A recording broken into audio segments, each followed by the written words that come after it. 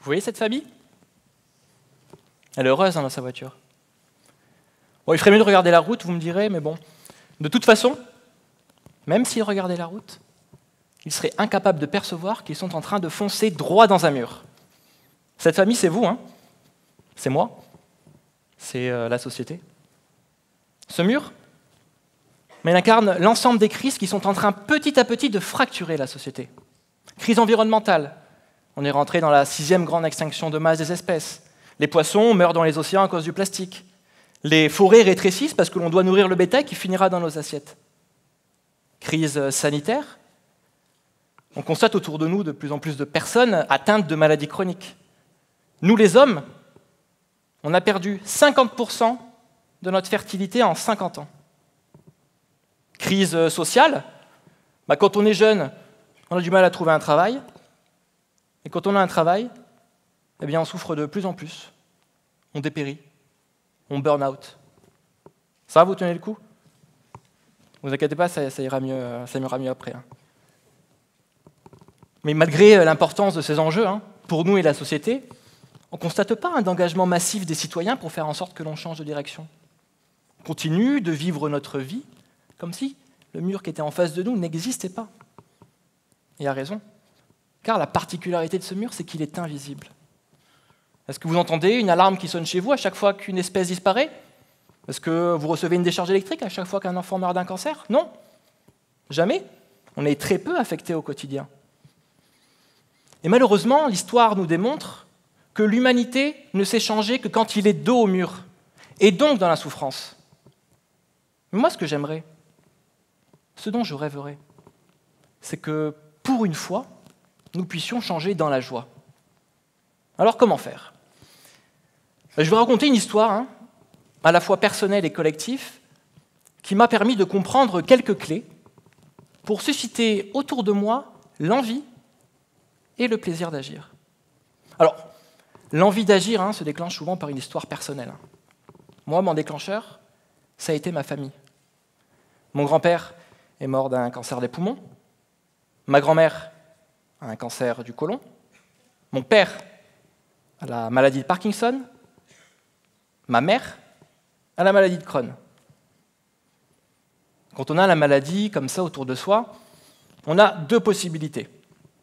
Soit on se résigne en se disant qu'on a un patrimoine génétique tout pourri. Sur Tinder, tu vois ça, tu nextes direct. Soit tu t'indignes. Et j'ai choisi cette option et j'ai bien fait. Car je me suis rendu compte que la crise sanitaire dont ma famille était victime, comme beaucoup d'autres, elle n'était pas liée à un mauvais patrimoine génétique. Elle était liée à une pollution généralisée de notre environnement. L'air que l'on respire, l'eau que l'on boit, la nourriture que l'on mange, les vêtements que l'on porte, tout ça est pollué. Ce qui est insupportable, c'est de comprendre qu'une grande partie de ces maladies pourrait être évitée par une meilleure réglementation des entreprises et une meilleure sensibilisation des citoyens. Et c'est à cela que j'ai décidé de mettre mon énergie. Et c'est là où l'histoire collective commence. On est en 2010, je viens d'intégrer une association, l'Appel de la jeunesse, qui vise justement à sensibiliser les jeunes du lien entre la dégradation de notre environnement et notre état de santé. On n'a jamais réussi à les mobiliser. On était restés beaucoup trop écolos, beaucoup trop chiants. Et en 2012, avec 2 amis, on décide de reprendre l'association, de la moderniser, mais surtout d'opérer une rupture totale avec les modes de mobilisation et de sensibilisation de ces dernières décennies en matière d'écologie. Jusqu'à présent, les écologistes, nous compris, étions tellement persuadés de la juste et noble cause que l'on défendait, que l'on s'attachait plus au fond du discours qu'à la forme, et que même notre propre image, on ne la soignait pas. Si je vous demandais, pour vous, un écolo, qu'est-ce que c'est? C'est quelqu'un de bien relou, qui ne se lave pas, et qui a plein de poils partout. Autant vous dire que c'est absolument pas comme ça que l'on donne envie aux gens de s'engager. On avait oublié quelque chose de fondamental. C'est que les hommes et les femmes agissent sous la pression de 2 grandes forces. Alors oui, il y a la force rationnelle. Alors ça, les écolos, on sait faire, c'est apporter des chiffres, des preuves, du concret. Mais la force qu'il faut activer en premier lieu si vous voulez mobiliser les gens, ce n'est pas la force rationnelle. C'est la force émotionnelle. C'est le beau, le cool, le drôle. Et la clé pour pouvoir les mobiliser de manière efficace, c'est de pouvoir activer les deux forces de manière équilibrée. Prenons un exemple.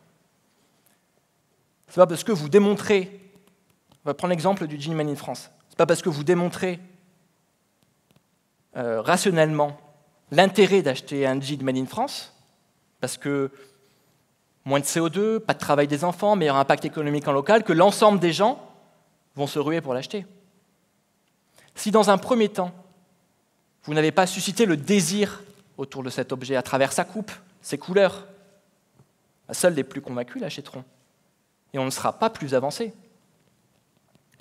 Mais une fois que vous avez suscité le désir autour de l'objet, le fait de proposer un jean Made in France avec tous les arguments rationnels, cela renforce l'envie de la personne de l'acheter.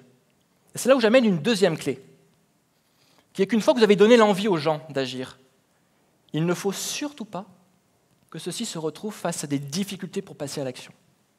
Ce qui implique que dans toute action visant à modifier les comportements des gens, il faut que vous puissiez apporter dans le même temps des solutions qui soient à la fois concrètes et accessibles. Et j'amènerai une troisième clé, qui est que si vous souhaitez que cet engagement dure dans le temps, il faut que les gens prennent plaisir à agir. Sinon, leur engagement s'estompera. Donc pour résumer, pour pouvoir toucher notre cible, en l'occurrence les jeunes, il nous fallait trouver une action qui active à la fois la force émotionnelle et rationnelle de l'individu, apporte des solutions concrètes et accessibles, et soit source de plaisir. Alors autant vous dire que le challenge était élevé. Mais on est arrivé, on est en 2012, on vient de reprendre l'association, il nous fallait trouver une entrée qui soit suffisamment attirante pour parler de pesticides, de perturbateurs endocriniens, d'OGM, enfin tous ces sujets très anxiogènes. Alors, moi j'aime le tennis, c'est quand même clivant. J'aime le cinéma. Alors pour trouver un sujet, c'était compliqué. Et je suis très vite arrivé à la conclusion que la seule entrée possible, qui soit fun, qui ne soit pas anxiogène, qui soit source de plaisir universel, cette entrée, c'est l'entrée par le cul, le sexe. Et qu'avec ce thème, il ne me suffisait plus que de l'enrober de tous ces sujets anxiogènes. Et pour ça, j'ai imaginé un parcours de la drague en 7 étapes. De la masturbation à la pénétration, qui vous fait passer d'un orgasme minable et pathétique, celui que vous avez peut-être actuellement, à un orgasme durable et visionnaire, l'éco-orgasme. Alors, pour que je vous montre quand même les commandements, qu'est-ce qu'ils sont?